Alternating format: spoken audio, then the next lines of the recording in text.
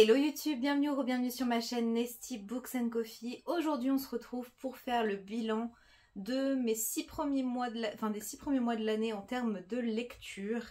C'est une vidéo qui est inspirée du Mid-Year Freakout Book Tag ou du Mid-Year Book Freakout Tag. Je ne sais jamais dans quel sens il se dit.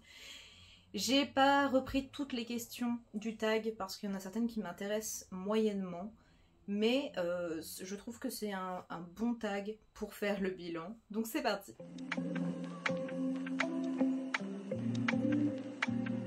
J'ai essayé de ne pas toujours remettre les mêmes livres dans chaque catégorie parce que je pourrais mettre un seul livre pour plein de catégories honnêtement. J'ai essayé de varier. À titre d'information, j'ai lu 55 romans et une vingtaine de graphiques, un peu plus je crois. C'est pas du tout une compétition, on n'est pas là pour ça. Si vous avez lu 2 livres, c'est très bien. Si vous en avez lu 250, c'est très bien aussi. Vraiment, chacun son rythme et la lecture doit rester un plaisir et jamais une compétition. On est dans des chiffres qui correspondent à peu près à ce que je lis habituellement depuis 2021, disons. Et j'ai fait de très très bonnes lectures cette année. J'ai pas tant de coups de cœur que ça.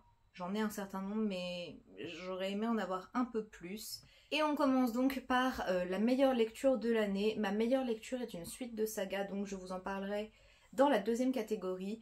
J'ai décidé de vous parler de 2 livres que j'ai vraiment beaucoup aimés.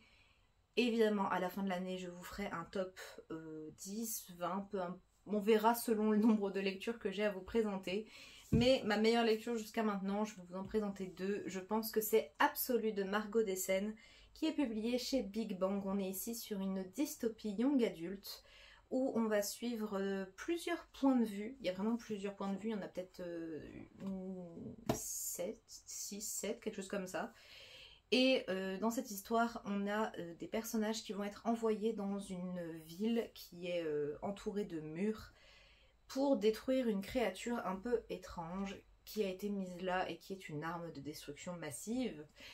Sauf que donc depuis 20 ans, cette créature est là et chaque année, ils envoient une centaine de personnes pour essayer de tuer cette chose. Sauf que, eh bien, ça fait 20 ans et personne n'a réussi jusqu'à maintenant. C'est une dystopie qui est très efficace, qui rappelle un peu les dystopies des années 2010, Hunger Games, Le Labyrinthe, Divergente, vraiment des livres que j'ai adorés et j'ai retrouvé cet engouement, ce côté addictif. Et les personnages, je me suis beaucoup attachée à certains d'entre eux. Le tome 2 était un peu moins addictif selon moi. J'essaierai de vous remettre mes updates lecture dans le petit i. Mais c'est quand même, ce livre-là est super cool. Et si jamais vous ne l'avez pas encore lu, n'hésitez pas. Surtout si vous aimez la dystopie et que vous êtes en manque, c'était génial. Je prends un petit peu d'avance sur mon update lecture qui paraîtra à un moment ou à un autre. Et je vous parle de La Guilde des Ombres qui est aussi une de mes meilleures lectures. C'est le premier tome, Le Don de Mort. C'est écrit par Anatrice et c'est publié chez Pocket. Le petit truc ne s'enlève pas. En grand format, c'est publié chez Plume Blanche. On est ici sur de la fantaisie adulte et on va suivre Panama, qui est une jeune femme qui a la possibilité de tuer les gens d'un simple toucher. Et elle va être repérée par une guilde d'assassins et elle va faire son apprentissage dans cette guilde. C'est vraiment un livre que j'ai adoré. Il est loin d'être parfait, mais c'était hyper addictif. C'est une brique qui fait plus de 850 pages et je l'ai dévoré. Je vous en reparle très bientôt, mais ouais, dans mes meilleures lectures, je pense. La deuxième question, c'est la meilleure suite de saga et du coup c'est de celui-là dont je vous parlais. Je pense que c'est ma meilleure lecture de l'année et je pense que je pourrais le mettre dans toutes les catégories. Il s'agit bien évidemment de L'Empire des damnés de Jay Kristoff. C'est publié chez De Saxus et c'est la suite de L'Empire du vampire. C'est une brique, une énorme brique de presque 1000 pages. Presque 1000 pages. On est sur de la fantaisie adulte avec un tas de trigger warning. Donc attention à vous si vous décidez de vous lancer dans cette saga. On va suivre Gabriel de Léon qui est un chevalier de l'ordre d'argent.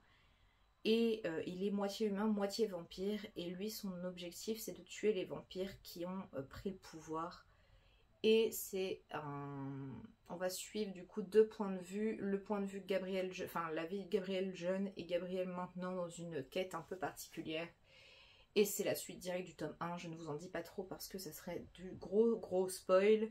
Mais c'est vraiment une saga que j'adore, c'est épique, c'est hyper bien détaillé, l'univers est incroyablement fourni et riche. Et les personnages sont tout en nuances, je trouve qu'ils prennent encore plus de consistance dans ce tome-là. Et pourtant le tome 1 était déjà excellent, même je pense que j'ai préféré le tome 1.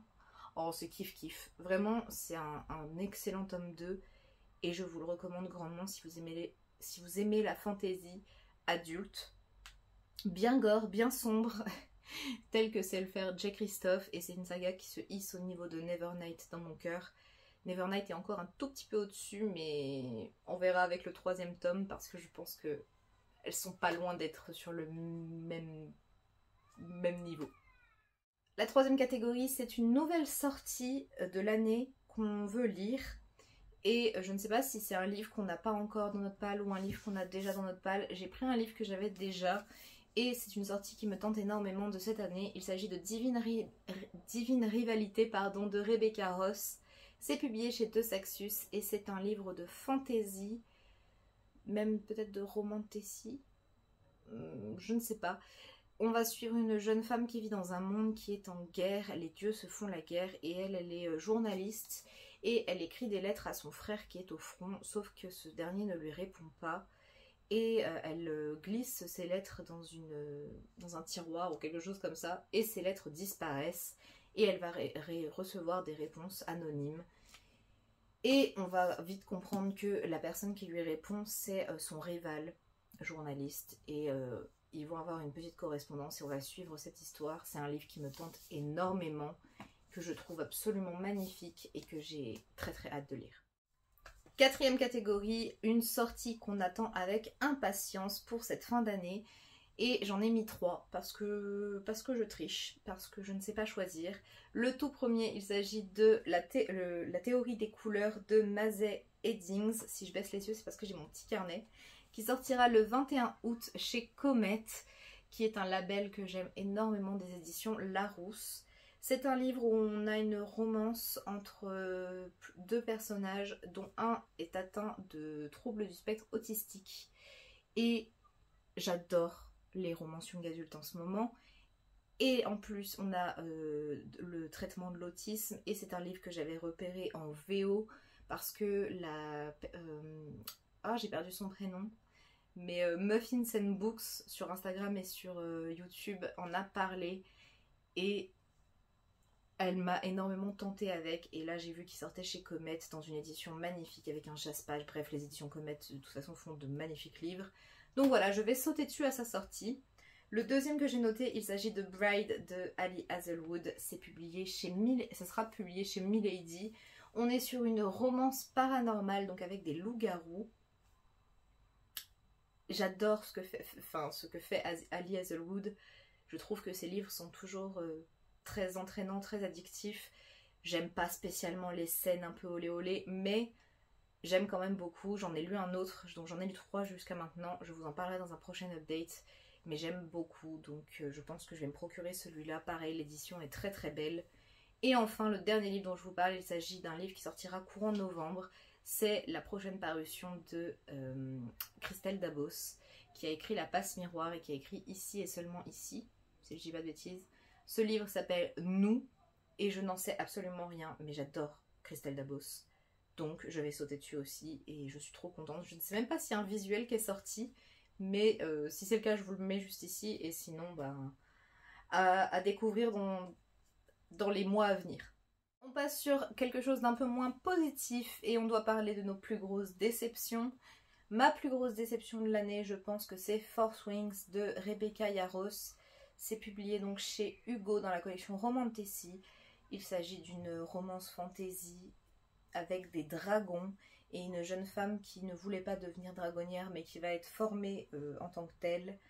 Et il y a des complots politiques et une romance qui prend beaucoup de place. C'est un livre qui avait tout pour me plaire, mais alors la traduction est un peu bancale et j'ai trouvé que la plume était un peu particulière avec un peu d'infodump au départ et c'était un peu désagréable. Et j'ai trouvé que c'était assez prévisible, voilà. ce qui se passe à la fin, eh bien, je l'ai deviné bien avant que ça arrive. Et j'ai trouvé que c'était assez dommage. J'en attendais beaucoup. Peut-être que j'en attendais trop. Je sais qu'il a énormément plu, et tant mieux franchement. Mais ouais, je suis un peu déçue. Je ne sais pas si je vais lire la suite. Si je la lis, ça sera en VO. Mais il faudra que je prenne le temps parce que c'est une grosse brique. Et en plus, j'ai vu beaucoup d'avis négatifs sur ce second tome. Donc je ne sais pas.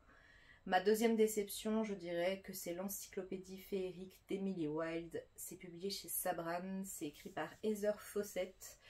Et c'est un livre qui parle d'une jeune femme qui est universitaire et qui travaille sur une encyclopédie féerique.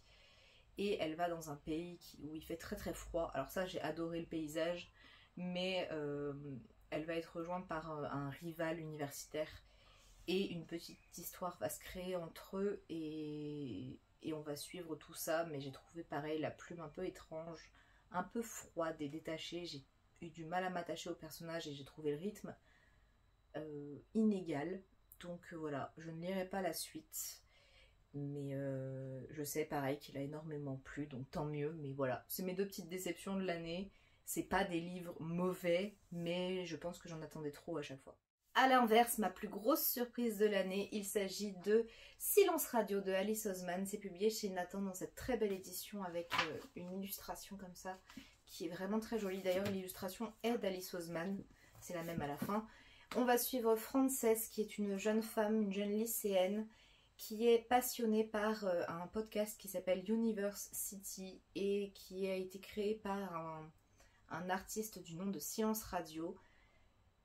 Frances, elle se sent pas trop à sa place, elle est assez solitaire et elle va rencontrer Aled, un garçon, et ils vont devenir amis. Et c'est une histoire qui est vraiment très très chouette, qui parle de l'art sous toutes ses formes, qui parle également d'amitié, et c'est vraiment le sujet principal de ce livre, je trouve, l'amitié dans son sens le plus noble. Et ça parle également du passage à l'âge adulte, des études, de l'université, et de la difficulté de trouver sa place. Et je trouve que c'est un livre qui était très surprenant parce qu'il m'a beaucoup émue et je me suis identifiée au personnage et à la situation, et vraiment je me suis sentie concernée par ce qui se passait et je l'ai dévoré en une soirée.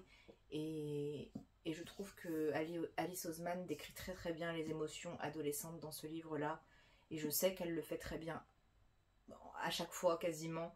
J'ai hâte de lire ses autres livres, je n'ai lu que Heartstopper et je n'ai qu'une envie, c'est en découvrir plus. Donc ouais, c'était vraiment très très chouette et c'était une belle surprise parce que je ne m'attendais pas à autant aimer. On doit ensuite parler d'un auteur ou d'une autrice, d'un nouvel auteur ou d'une nouvelle autrice préférée, et j'ai pensé à deux autrices. La première, c'est Ali Hazelwood, je vous en parlais juste avant parce que j'ai lu 3 de ses romances et à chaque fois j'ai bien aimé. Comme je vous disais, j'aime pas spécialement ces scènes olé olé. Ça me passe un peu au-dessus, c'est pas ce que je préfère et je les trouve un peu particulières. Il y a des défauts dans ces livres, mais à chaque fois je les dévore, à chaque fois je me sens très bien en les lisant. Donc ouais, je pense que c'est une autrice que je vais continuer de suivre. Je vous parlais de Bride que j'attends énormément et je pense me procurer Love Theoretically d'ici peu parce que j'aime bien les lire. Et la deuxième autrice dont je voulais vous parler, il s'agit de Nnedi Okorafor. J'ai lu 2 livres d'elle cette année, donc Sankofa, la fille adoptive de la mort, et Qui a peur de la mort. Donc Sankofa, la fille adoptive de la mort, c'est un livre qui est publié chez l'École des loisirs dans la collection Medium Plus. Donc on est sur du young adulte. Et le deuxième, c'est Qui a peur de la mort, qui est publié chez ActuSF, qui est donc de la fantasy adulte avec pas mal de trigger warning, mais je trouve qu'elle traite très bien les sujets qu'elle aborde. On a toute la culture africaine dans ces livres et c'est une culture que je ne connais pas et je trouve qu'elle le fait très bien, et c'est une sorte de c'est de la science-fiction fantasy à chaque fois, et ce sont des livres qui me surprennent et qui me prennent aux tripes à chaque fois. Donc j'ai très hâte d'en découvrir plus et je suis sûre que ces autres livres seront tout aussi bien. J'ai particulièrement envie de lire Akata Witch et Binti, qui sont 2 livres pareils, plutôt jeunes adultes. Et le problème c'est qu'Akata Witch n'a pas été traduit jusqu'à la fin, et Binti, il faut juste que je tombe dessus et je me le procure dès que je le vois. La question suivante, c'est un livre qui nous a fait pleurer et j'aurais dû m'y attendre parce que j'ai pleuré devant le film, et pareil, je prends un peu d'avance sur mon update lecture, parce que je ne vous en ai pas encore parlé, mais j'ai lu le plus vieux livre de Mappal, qui est La ligne verte de Stephen King. C'est publié ici chez le livre de poche avec une couverture qui est tirée du film, qui est avec Tom Hanks. Et on va suivre un gardien de prison qui travaille dans le quartier des condamnés à mort. Et il va faire la rencontre de John Caffey qui a été condamné à mort pour un crime assez horrible. Et Paul, le gardien, il va petit à petit essayer de comprendre ce qui s'est passé et est-ce que John Caffey est vraiment coupable. Et cet homme a également des capacités surnaturelles, donc John Caffey, le prisonnier, qui sont un peu étranges. Et on va suivre tout ça. C'est vraiment une histoire qui m'a bouleversée. J'ai pleuré, mais des sanglots et des larmes. Et vraiment, c'était... J'arrivais même plus à lire. Je me suis mise à pleurer vers par là. Et après, j'arrivais plus. J'étais obligée de faire des pauses. C'est un livre qui a donné lieu à une adaptation cinématographique qui est vraiment magnifique. C'est très fidèle. Donc si jamais vous ne voulez pas lire le livre mais que vous voulez voir le film, n'hésitez vraiment pas parce que c'est magnifique et c'est joué à la perfection. Et le livre est tout aussi bien et je ne m'y attendais pas du tout. J'avais très peur de trop comparer et en fait c'est tellement fidèle qu'il n'y a pas besoin de comparer. Et je savais comment ça allait se finir. Bah, j'ai pleuré quand même. Et chapeau. Je ne sais pas s'il y a d'autres Stephen King dans le même genre. J'ai l'impression que non. Mais celui-là c'était mon premier Stephen King et c'était vraiment une belle réussite. On parlait de larmes et de pleurs et maintenant on doit parler d'un livre qui nous a rendus heureux et je vous en ai choisi deux.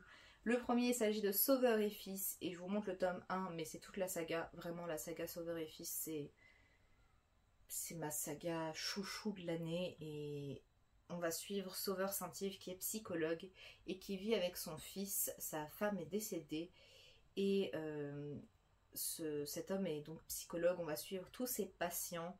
Et on va suivre sa relation avec son fils qui est parfois compliquée parce qu'il n'arrive pas toujours à communiquer. Et on va suivre également du coup tous les personnages qui viennent en thérapie. Et c'est vraiment une saga qui aborde des sujets importants mais qui est en même temps très douce, très cosy, très confortable, j'ai envie de dire. Je suis bien à chaque fois que j'ouvre un de tes tomes et j'ai très peur de finir la saga parce qu'après il n'y en a plus. Et voilà, j'ai acheté le 5e tome et je vais le lire et il en restera que 2.